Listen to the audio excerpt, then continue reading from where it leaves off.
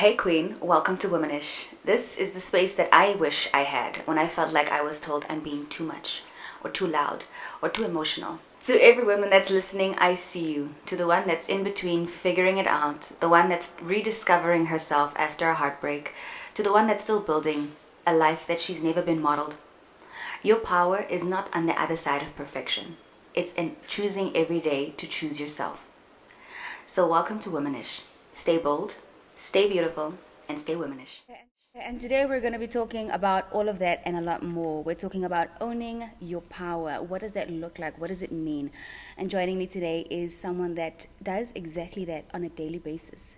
Josy, thank you so much for being here. Such a dramatic entrance. Such a dramatic entrance, but I had to. The queen is definitely in the building. So before we talk about owning your power, I think I want us to touch on power. Mm-hmm.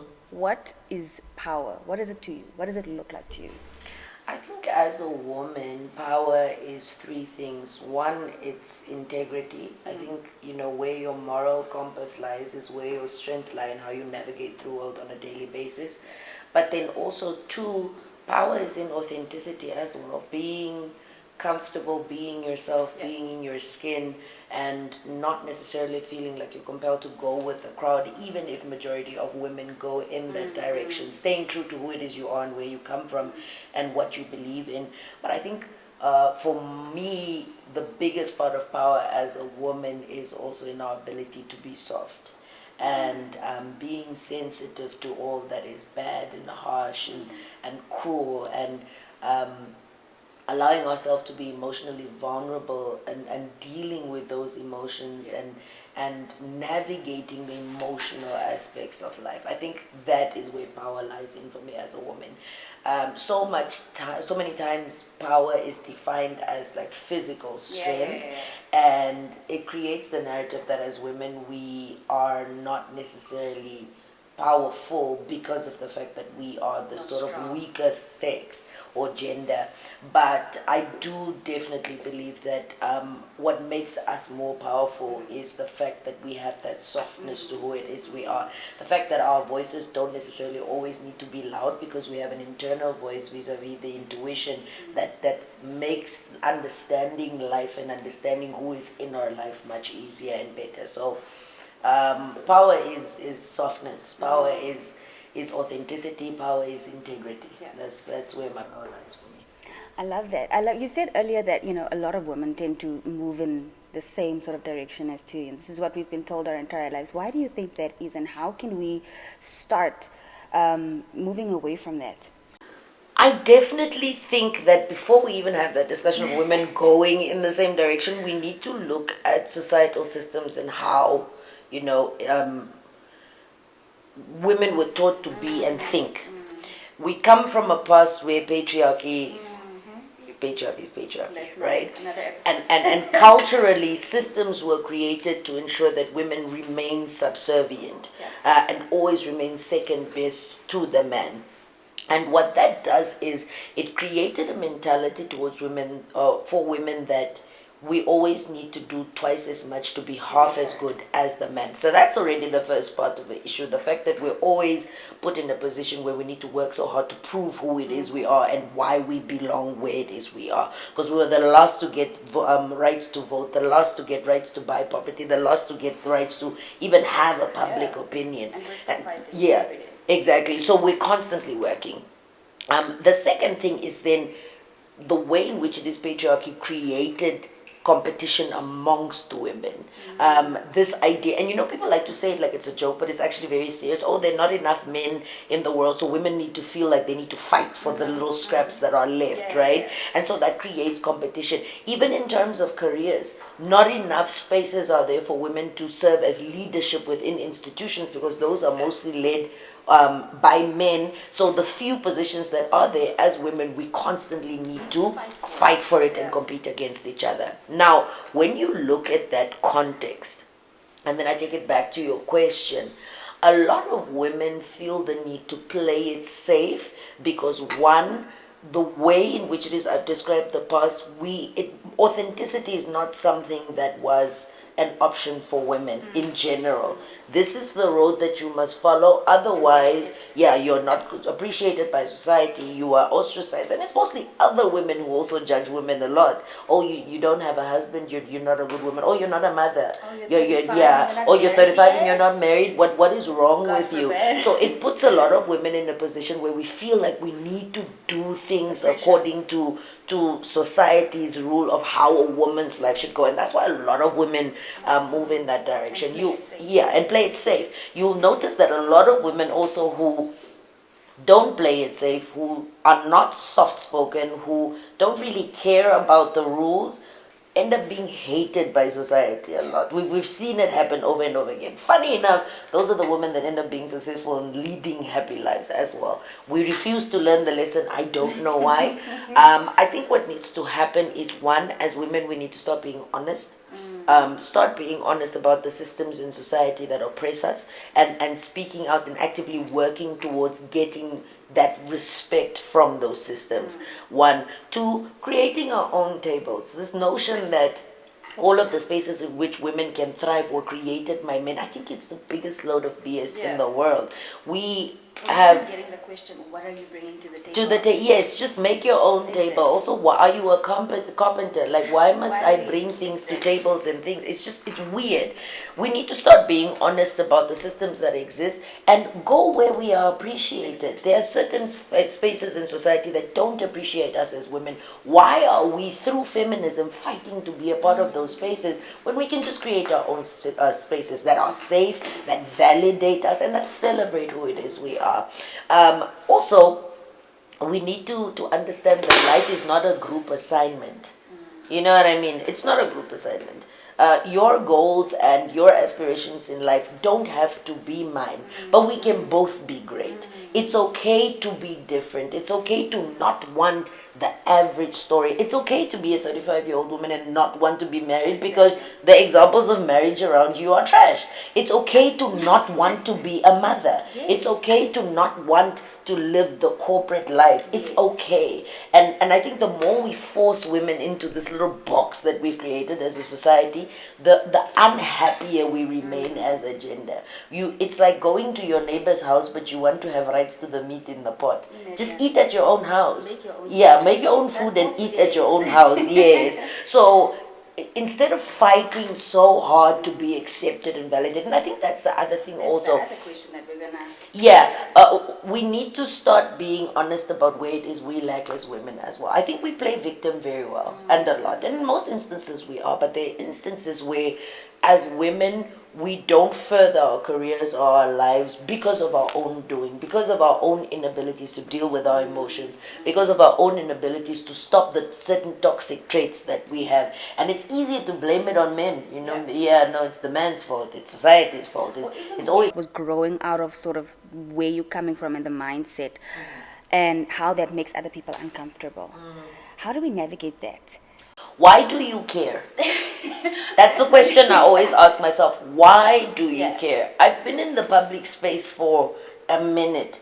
So when it comes to judgment and opinions, I know firsthand just how bad it can get. But I always ask myself, why should I care? This is a random stranger that is trying to have an opinion on a life that they have never lived, do not understand the sacrifices that come with being me and living my life. But for some reason, your opinion on me and who it is I am and what I do must matter. I honestly don't care. And I really wish a lot more women, I don't know if I can cuss on the show, but I wish a lot more women would not give an F. Just don't care. If it's not adding to your mental health, it's not adding to your bank account, it's not adding to your peaceful sleep that you can have at night, why give it power? Yeah. The problem is social media created a space where a lot of women feel the need to seek their validation outwards and not inwards. And that's where the problem lies. Everybody's opinion all of a sudden is so loud, and we become so obsessed with appearing perfect and not doing the work to actually be perfect. Because on social media, everything can be filtered and cropped and aligned. And once you do that, you can always create the perfect illusion that something is perfect, but behind the scenes you're unhappy at home. Behind the scenes you're miserable, you're depressed. And I honestly think we need to start making our own internal voices louder than the voices of people outside. There's nobody that doesn't have a past. There's nobody that hasn't done anything that they're not maybe ashamed of or proud of. There's nobody that hasn't made a mistake. It's part of the human process. The reason why, and I see it especially on X, these apps, the way people are so ruthless in digging up people's past and trying to shame a person.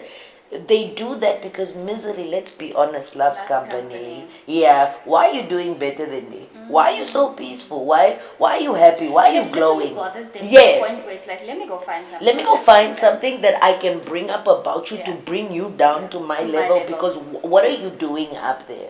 And that's why when you start to understand that, I learned a long time ago, my very first mentor actually told me, she said, Josy, you need to understand that it's not about you, it's about them and where they are in their life. And if you engage, then you stoop down to that level. So I don't care. In Oshikwanyama we have a saying, it means to be spoken about does not mean you're going to die.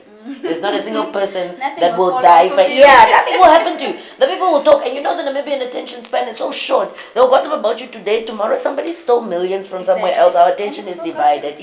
So don't care.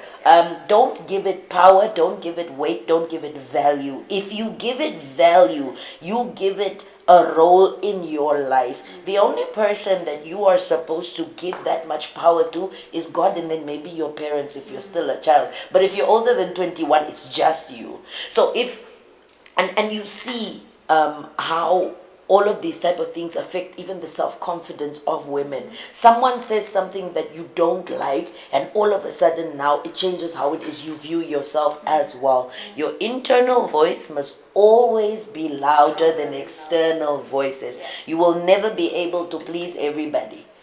Jesus Christ was damn near the most perfect person to ever be existed, and look how people judged him.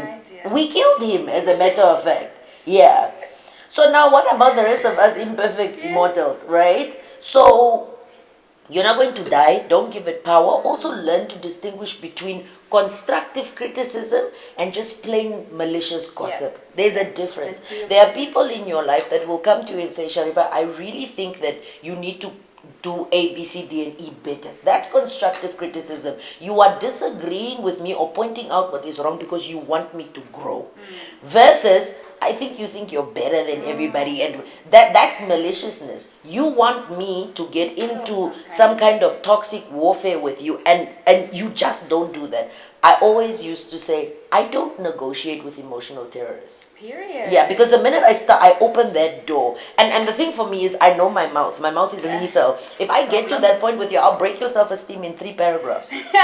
Now we're sitting with an even bigger problem, because now my conscience, the way it's lined up, I don't sleep peacefully knowing that I've hurt somebody. So to avoid all of that, I'm just not going to go there with you. You will just bark at the wall until you eventually get bored or you lose your voice, and then life will move on. Period. Yeah. Is there anything that you had to leave behind or sacrifice to fully be where you are now in terms of your power? Because there's a lot of sacrifice. When you choose power, you choose to make sacrifices. What is something that you had to sacrifice? I think off the bat, the 2 most important things. 1, not being included in everything. There's a lot of being alone that comes with owning your power, and I had to become comfortable with that, because I thought I was a social butterfly. I thought I liked being around people. I thought I liked being surrounded by people, and I want to be with friends and family all the time. And then I started looking at each relationship that I had one by one, and when I started putting up boundaries, friendships started ending. Relationships with family members started ending, and I realized it's because I was a dumping ground emotionally and even financially for a lot of people. And I was losing myself in the process. So I had to give up being a part of everything, and I had to become comfortable with being alone. Now, becoming comfortable with being alone meant that I also needed to understand the difference between loneliness and being alone. And a lot of the time we confuse the 2, but being alone also provides space for clarity. It gives me opportunity to also just offload all of the baggage that I carry from my professional life. It's not easy being in the limelight. It's not easy where everybody thinks they know you and you're your personal friend because they see you on TV weekly, and you don't know them. And I have social anxiety, so I gave up that. And then another thing that I sacrificed was also temporary pleasure for eventual permanent gratification. I had to become comfortable with not being able to attend all the events that I want to attend right now because I'm working towards building this major goal and serving out my purpose. Not being, able to do everything that women my age are doing right now because I know I'm thinking about when I'm 50 and my daughter is 20 and she's in university, what kind of life do I want her to have? And what kind of a retirement do I want to have? And I realized that a lot of women my age do not have that thought process. I've also learned to not judge, but I understand that I'm going to miss out on quite a number of things because I'm thinking the long haul. Sustainability. And also protecting my peace. You don't have to be liked by everybody. That's also another one that I had to come to terms with. Not everybody's going to like you. Not everybody's going to want to be your friend. Not everybody's going to want to be around you. And it's nothing personal. Sometimes you just don't align, and that's okay. And when I started, because I started my spiritual journey about 7 years ago, and I've learned to let my intuition speak because it's God-given, and I know God speaks through me or to me through my intuition. I've learned to make that voice so loud, that not a lot of people can be.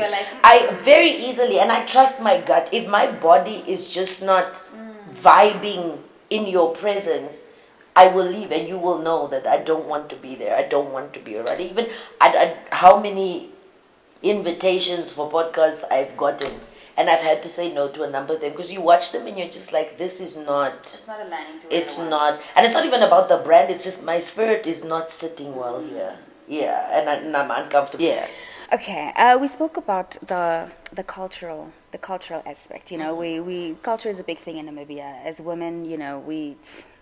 From a colored perspective, I can tell you now already that you're told, you need to look a certain way, you need to present yourself a certain way. God forbid you go on a Monday to work with a nut cop. You can't do that, you know what I mean? But, you're a mother, I'm a mother. Now we have an opportunity to do it differently. How would you do it different, or how are you currently doing it differently from how you were raised, for example? So that's a very important question. I think we need to let go of this myth or misconception that everything that is cultural is right. That's correct, yes. It's not.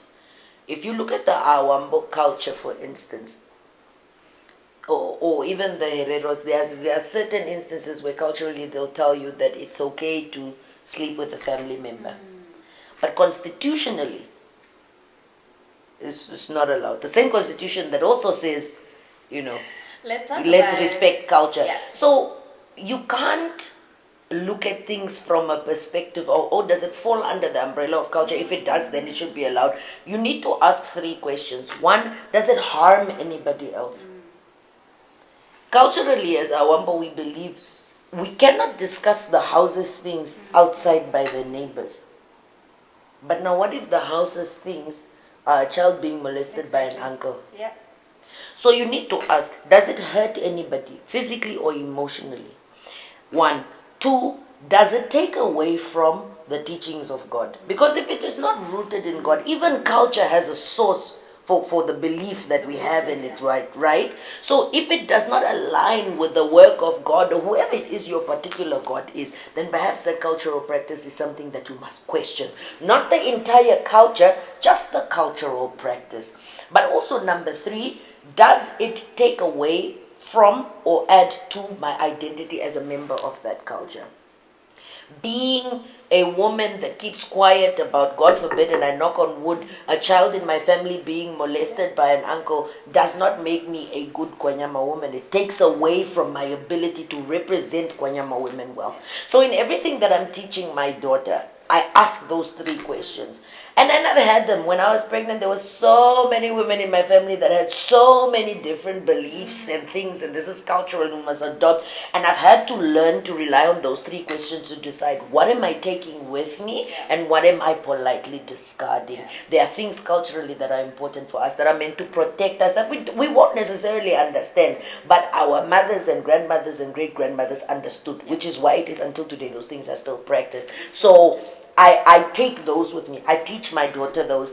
Anything else, I completely discard. And I think we need to start being honest about the cultural practices that we have. What is toxic, what is not. And it's okay to say, I am a proud Oshwambo woman, but I do not support this Awambo practice. It's okay to be honest about that. Because if you don't do that, what we do is, in the spirit of preserving culture, we're keeping a lot of toxic traits alive. And that does nothing for the future generation. I definitely want my daughter to grow up knowing who she is, where she comes from, what traditional practices govern the Kwanyama tribe. I want her to know that because it gives them a sense of belonging. She's not an English child, so why would I not teach her to speak Oshikwanyama? She must know.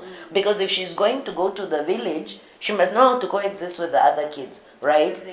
God forbid I die tomorrow. My mother died when I was very, very young. And you end up living in a household where nobody speaks English. What are you going to do? So I use culture to also prepare my child for the future, because you never know what can happen.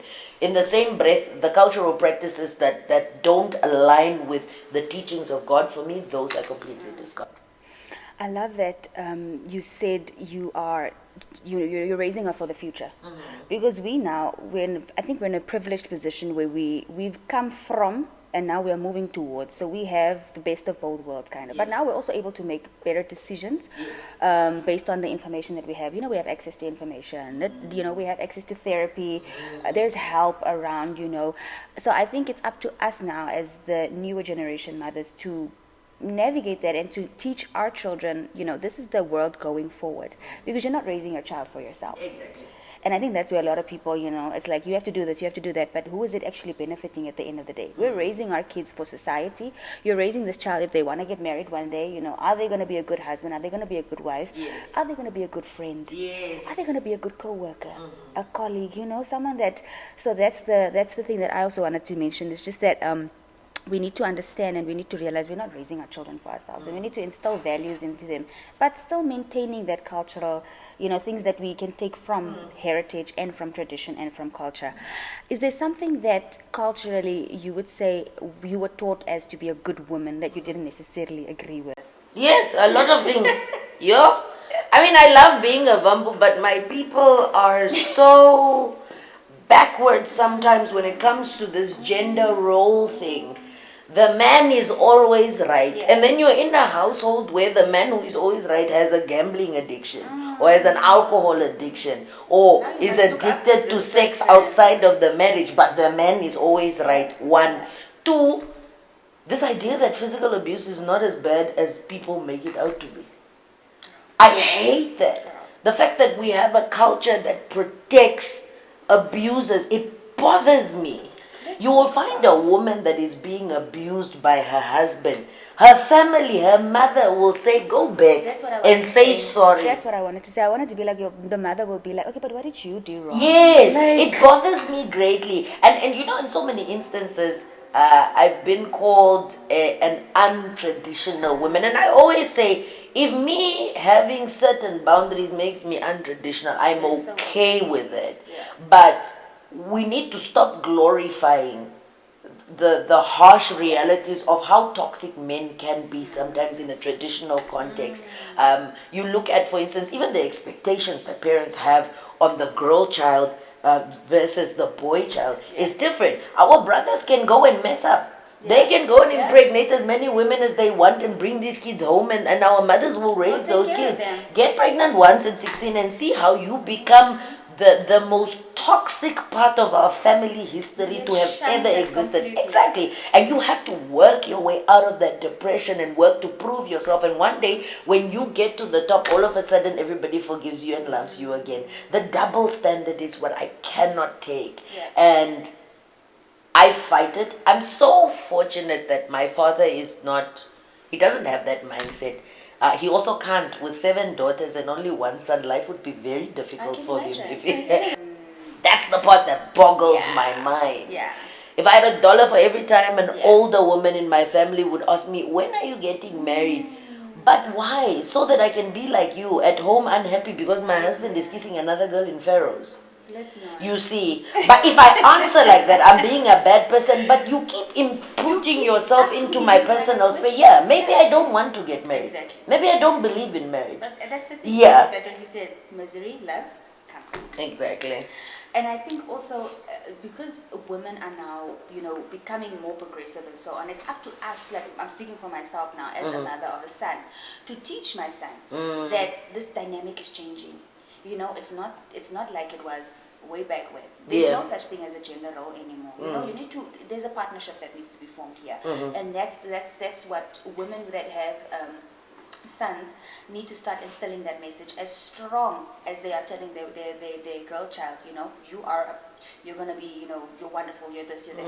So I think it needs to be that balance needs to be set, because we are now neglecting the boy child here. In the same breath, we must teach the boy child that, but something we must also do with our girl children is teaching them that just because you are born a girl in 2025 does not mean the world is going to be handed to you on a silver platter. You have to work for everything.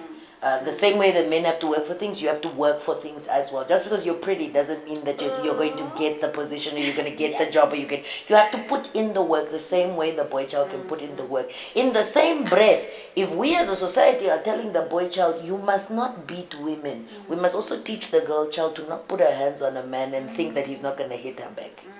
Yeah, I've seen so many instances where you watch mothers with their kids and the kids are playing and the little girl will beat the boy, and if the boy beats the girl back, then it's, no, you don't beat women. And it's like, no, but where's the conversation to also teach this violent little girl that maybe she needs to learn to keep her hands on herself as well? So again, our conversations regarding our children must be rooted deeply into the basic principles of humanity, not on gender roles. Just be a good person. Teach your child to be a good human being. Not a good woman, not a good man. Be a good human being. Have a good character. Have a sense of integrity towards everybody. Be honest with everybody. I think if we take it back to the basic principles of humanity, all these gender roles and things, that these divisions that we're trying to bring, we automatically get rid of them. Yeah. I want to pivot a little bit into guilt. Okay. Feelings of guilt, and it shows up when you least expect it. But it's that, you tell yourself, like, I'm doing a good job, I'm being a good mother, but there's that guilt that sometimes creeps in. How does mom guilt show up for you, and how do you manage that? I struggled with that a lot in my first year of being a mom. I had taken so much time off due to having complications during my pregnancy, and then I got postpartum immediately after I gave birth, and so I had to go back into work because I've been working since I was 15. To be very honest with you, I don't know how to sit still. And one of the biggest things that I always felt guilty about was, I'm spending so much time working, I need to provide for my child. There's a certain standard of life I want my child to have. I needed to have certain things that I didn't have, so I'm working and I don't get to spend enough time with her. So I'm traveling for 3 weeks. You come back, the child is walking, and you're like, I wasn't there for that moment. Or you come back and all of a sudden the child is asking, oh, how are you? And you're like, when did you're one? Why do you know how to say this? Yeah. So it's something that I had to seek therapy for, because the guilt was insurmountable. And having the my postpartum depression lasted for 2 years. My daughter is about to turn 3 in a couple of months, but I had to go to therapy, and I actually had to do the work. And one of the things my trauma therapist asked me was, where does the guilt come from? And I think it's that guilt of it was rooted in, I'm looking at my past and how I grew up, and there were certain things that I was exposed to, certain ways that my life was, that I just don't want my child to experience. Because I lost my mother so young, I also think that history sometimes can repeat itself, and I want to make sure that she's ready. And that then drives me into overworking. But of what good use is it that I'm gathering all this money for investment accounts, and I'm doing all these things, but I can't spend time with her, that if I were to die today, she doesn't have enough memories with me. And that forced me to actually prioritize sitting down and spending time with her the same way that I prioritize creating a nest egg and securing a financially sound future for her. I think what helps also is the support system. You know, being a part of a group. So I have quite a few friends that are mothers as well, and so they chip in to just remind me also, you know, you're doing a good you're doing a good job. You're being too hard on yourself. Like, it's fine. Planning play dates with the kids where you get to be with other mothers, and just allowing myself to also be a mom. You know, I have that corporate hat on majority of the time because I'm always working, and sometimes just taking that off and being at home and being able to just be a mother, it also heals my heart a lot. When I am having my moments of depression, or I am having just my daughter putting her hands on my cheeks, there's something that it does to you that only a mother can understand. Yeah, but it heals you in such a way, and it reminds you why you are doing all of these things. So having a support system, therapy, and just also being kinder to myself, and giving myself a pat on the back, because we know that being a mother is not easy. It's definitely you can have the biggest support system in the world, it's still your job. And it's not easy. So the guilt shows up a lot. I don't think there's a single mother that is never. No. It shows up all the time. But I've gotten better at working my way out of it. Yeah. Would you say that there have been moments in your life that didn't exactly go according to plan? My whole life. Josy. No, honestly, I do introspection twice a year. Okay. January and June. And what does this introspection look like? So I always look at my life and I ask myself, okay, in the past 6 months, what have I done? What was the goal at the beginning? Where are we now? Are we on our way? Did the route change? The route always changes. It's like having stretch sessions with yourself, you know? It always changes. For instance, I never wanted children. Girl, same. I never wanted kids. I never wanted to be a mother. I never wanted to be a wife. I never wanted children. And when I discovered I was pregnant, even my dad, when I told him, he was like, wait, I thought you said you don't want kids. I was like, I still don't. Yeah, but life. And then I gave birth, and then I held my baby for the first time, and I was like, okay. Maybe sometimes God changes plans because it's good for you. It healed a certain part of me that was broken for a very long time as a result of losing my mother at a young age. And it needed to happen. So I'm glad that plan changed, even if I didn't change it myself.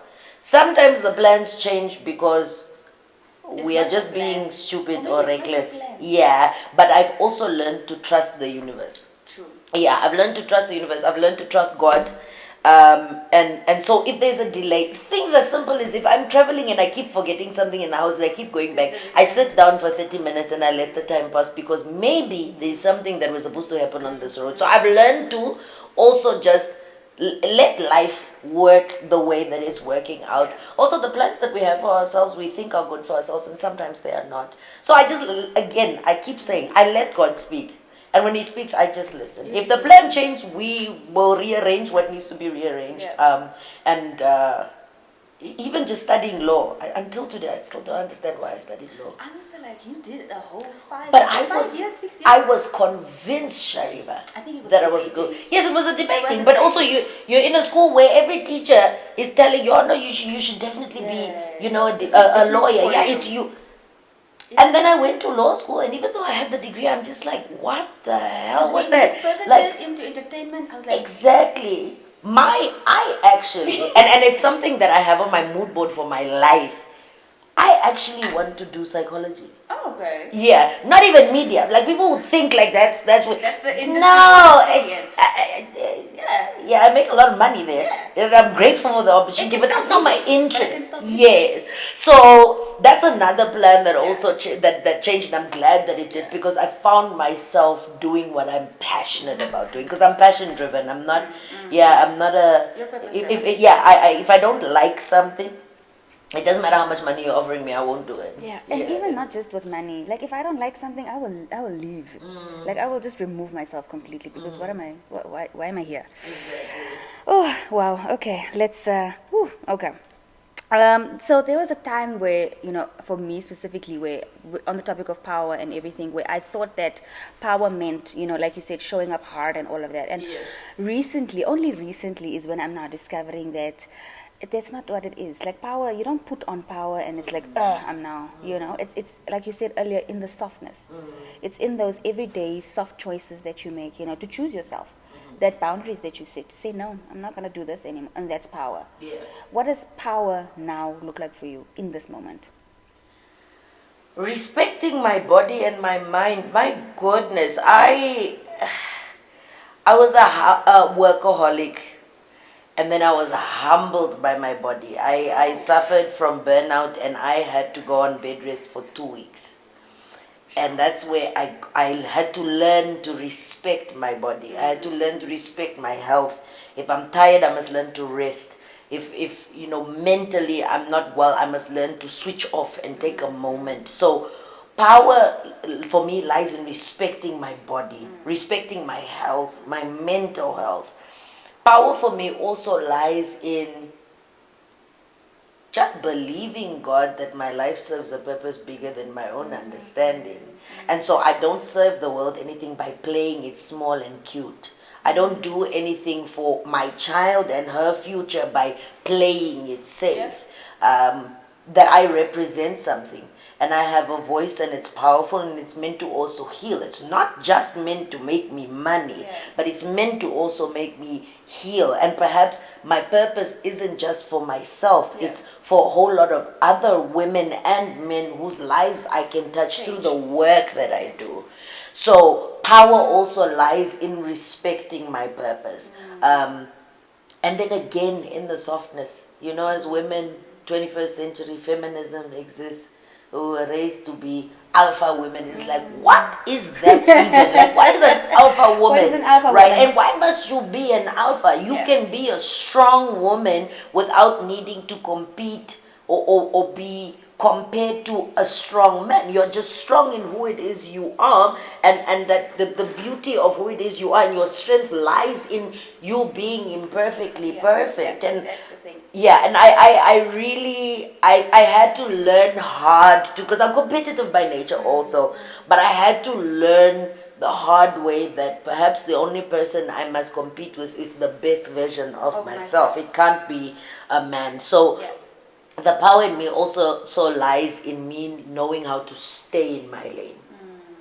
I mind my business, Sharifa. I stay in my lane. I'm not concerned with being a part of the cool kids club. I'm not concerned with being a part. No. Even when people say, oh no, influencers. I don't have ambitions for being an influencer. I go on the internet, I speak my mind and I log off. That's why a lot of the times I come and discover something happened and I was like, wait, where the hell was I mind my business and I stay in my lane, and I think it protects me from a lot of things. That's a conscious choice that you need to make. And power also lies in what makes me me. The fact that there is nobody else like me, and that also gives me the power. That also sets me apart from a lot of people in the fact that I believe in and I understand who I am as an individual amongst 8 billion people. And that authenticity then comes through. Exactly. What would you tell your 17-year-old self, looking back now? Men are trash, I'm joking. Oh my gosh. What would I tell my 17-year-old self? 2 things. 1, if your heart is in the good place, it'll always work out in the end. I've had instances where I have been told that I am intense. I'm passion driven. So in everything that I do, I'm passionate. Yeah. If I love you, I am going to love the hell out of you. Let's do that. If I hate you, it's to the pits of hell. All right? And sometimes the way we love can be a lot for people. Yeah. I've learned to accept that it's okay. Because not everybody understands love, not everybody understands the intensity of love. Even in my friendships, I'm the kind of friend that will call each one of my friends at least once a week and say, hey, I'm checking in. Like, is everything fine? Have you eaten? Are you sleeping well? I'm the type of person, if you call me and ask, how are you? You must be prepared to hear how I am. Otherwise, don't ask me. Because I do the same. And sometimes it can be a lot for people. We've done the work. We've gone through the experiences. We've learned the lessons. Other people are still on their way. So you learn to respect. So it's not you love too much. It's just you are not ready to receive this kind of love yet, and that's okay. Or the other person doesn't have the capacity. Yes. To give that back. They're not. They're not. Yeah, they're not there yet, and it's okay. Yeah. I think a lot of the times people who love like us end up being. You feel like, oh, but why am I not getting it back? Like, I don't understand. Like, what? Get some reciprocity. Yes. And it's like, I one of the things that my mom always used to tell me, and I was a child, but I remember until this day. She said, look, whatever it is you do, make sure that you can sleep peacefully at night. There we go. So even if the relationship ended because the person just feels like you're too intense, it's fine as long as the relationship ended and I know I can walk away from it and know I didn't do anything to you. You will go have your sleepless nights. And that's how karma works. People always think, no, this person did A, B, C, D, and E to me and they get to go and live their life. The person is not sleeping. Nature requires a balance. And when you treat people badly, when you do certain things to people, there's an imbalance that is created. In one way or the other, the balance must be found. If not through you, it will go to your kids. And that's why we are also told by our parents, be careful what it is you do to people, because it can come back to through your children. And you create generational curses for your children because you didn't take the time to just think to be a better person. So don't be afraid to love too much. And I love love. I don't know how to not love properly. It doesn't matter if this person hurt me in my next relationship. I'm still going to show up authentically, because the other thing is I don't know how to pretend. That's the thing. But it's also difficult sometimes because, there is that thing of like, oh, what if I get hurt again? But it's also like, you know what? So what? Yeah, what if? I cannot not love. But that's the thing. The what if is a double-sided coin. What if I get hurt again can also be what if this ends up being my happily ever after. So I'm always willing to take that gamble. I'm just like, listen, I'm going to do it over and over again until I get it right. And if I don't get it right, at least I've had a whole lot of honeymoon phases. I'm okay with that. Yeah, maybe it's a part of the life experience also. So one thing I'm never afraid to do is afraid to love, because I think human beings are love. We were created in love. We were created for the purpose of love. And so that's one part of mine I will never allow society to change. I don't care how trashy men are. Not all of them are like that. It eventually it works out for you, and through the process you also learn to have so much love for yourself. And that for me is way better than any amount of love I can receive from any man. The amount of love that I have for myself, the amount of love that my child has for me, and the amount of love I can teach my child to have for herself far supersedes a romantic love on any occasion. And then before I forget, the second thing I would tell my 17-year-old self, you're much stronger than you think you are. Yeah, those two things. I had a conversation with my friend the other day around the thing about, loving too hard and all of that. And she was like, treat yourself like someone you're in a relationship with. And I was like, you know what, girl, I will. So buy your flowers.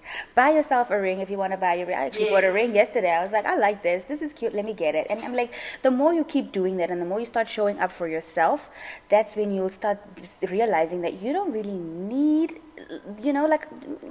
We like to sensationalize relationships. And it's like, it's not that deep. Jesus died unmarried, mind you. I know there's a debate about what Maria went to go do at the tomb, but he died unmarried. So I say that to say this.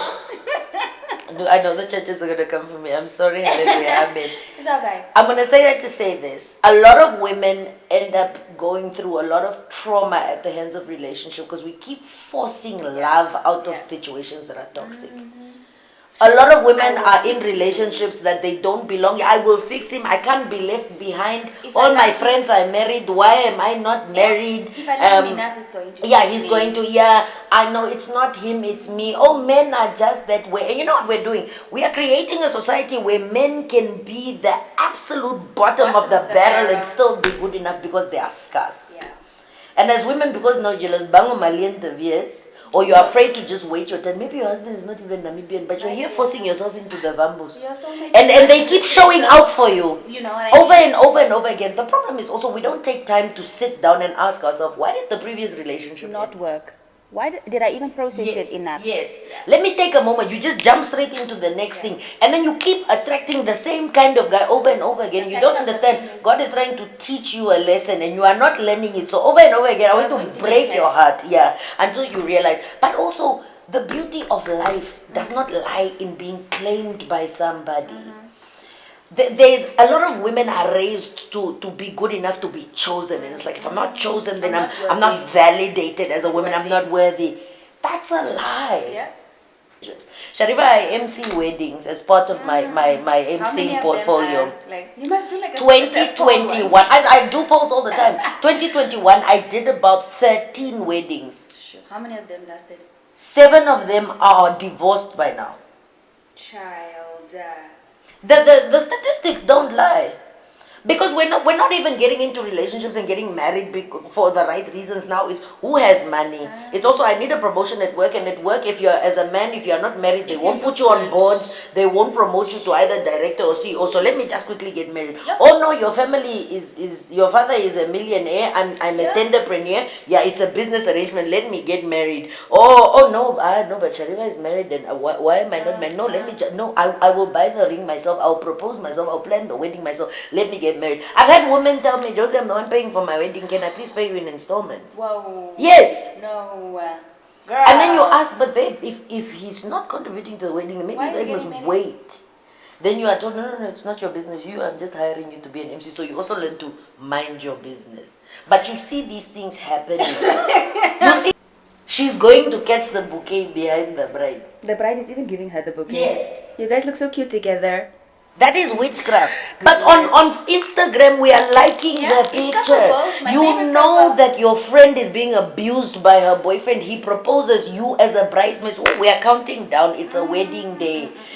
Even in our support, we are supporting nonsense. So why do you think women wouldn't put themselves in the position where they can be It's like you're a professional onion peeler in food lovers market. You're crying every day, you're crying. But you're stuck there because I can't take the ring off because what is society going to say about it? Statistically, we've actually avoided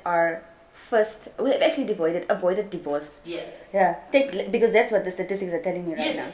Oh my goodness. It's very sad. A lot of women are unhappy. And what they tell you? As long as you are married. Recently, there was the case of the lady who did and this and that and this and that. Yeah. Yes. But as a couple, we are not equally yoked. Yeah, we don't get along. We don't like each other. And now I'm unhappy for the next couple of years because now we're Catholic and we don't believe in divorce. And my mother is my father is the chief of the village, and he cannot be embarrassed. Now I'm stuck in a marriage where I'm being beaten in a manner. As long as you're happy, Chomi. And now I must die before my time. I'm a living dead because my soul dies before my body even goes. But as long as I'm married, that's nonsense. Yeah. I don't believe in that. I cannot settle for anything that is toxic. I will start over and over again. I will date as many people as I must, but I will not stay in a toxic situation. Doesn't make sense. What's one myth about strong women you're tired of hearing? That we don't know how to be submissive. Okay. What does softness mean to you today? Sleep. 8 hours of sleep and enough water. Who did you have to become to survive? A mother. What's one boundary that you've set that's changed your life forever? Not allowing other people's demons to dance in my house. Ooh, I like that. Because they can dance now. Makiti. Yeah. Okay. Thank you so much, Josy, for making time. Thank you for saying yes to this podcast and saying no to the others. Because, We need to create more spaces where we have more in-depth, honest conversations about what makes us as women strong and powerful, and also celebrates womanhood and creates a safe space for us to be vulnerable and find healing through that vulnerable space. So anything that is geared towards that, I will never say no. Okay. No, and thank you so much. I think that's exactly what we want to do with this podcast. We want to continue having conversations like these that women are afraid to have sometimes, that you can't have in the boardroom, right? That you can't have, sometimes even at home. Yes. And that you need a group of people, you need a support system, you need a circle, you need your tribe. So thank you so much once again. It is a pleasure. Thank you so much for everyone who watched. Thank you so much to Josy. You have left some gems that will leave us wanting more. So thank you so much for all of that. We spoke about womanhood. We spoke about empowerment. We spoke about finding your power within yourself. We spoke about rejection and what it means to seek validation within yourself and to ask the questions, why do they care? So choose yourself every single day.